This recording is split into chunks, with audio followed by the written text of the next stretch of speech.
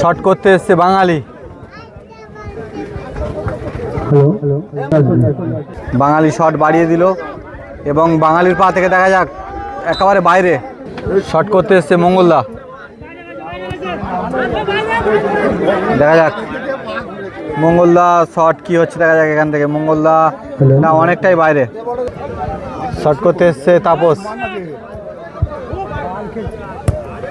দেখা যাক। তাপসও গোল করতে পারলো না। এইবার এসছে বাবলুদা, আমাদের অভিজ্ঞ প্লেয়ার। বাবলুদা কি করছে দেখা যাক, নৌকা শট দিয়েছে, বাবলুদা গোল করতে পারলো না। এদিকে শ্যামল একাদশের পা থেকেও একটি গোল আসলো, বিপরীতে সুদেব একাদশ, তারাও গোল করতে পারলো না। এখন শট করতে এসছে বিকাশ, শ্যামল একাদশের হয়ে বিকাশ শট করছে, দেখা যাক বিকাশ কি করছে। বিকাশও বাইরে মেরে দিল।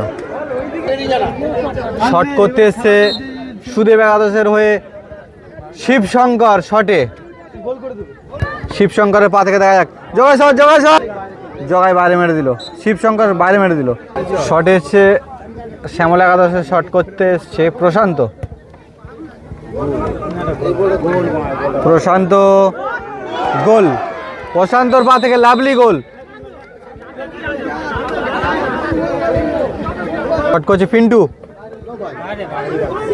পিন্টু কি করছে দেখা যাক, পিন্টুও বাইরে মেরে দিল। অর্থাৎ শ্যামল একাদশ এই ম্যাচ থেকে জয়লাভ করলো। আচ্ছা, রেফারি মশাই মাসি মারি ওই জন্য হয়নি, তাই আবার শট করছে পিন্টু। পিন্টু দেখা যাক এখান থেকে কি করছে। পিন্টু কিন্তু এবং উত্তেজনা দেখুন এখানে। অর্থাৎ এই ম্যাচ থেকে এখনো পর্যন্ত কিন্তু ফলাফল আসেনি, অর্থাৎ 1-1 হয়েছে। অর্থাৎ এখানে টসের মাধ্যমে কারা জয়লাভ করে শেষ পর্যন্ত দেখা যাক। এবং এই ম্যাচ থেকে প্রতি পদক্ষেপে কিন্তু উত্তেজনা,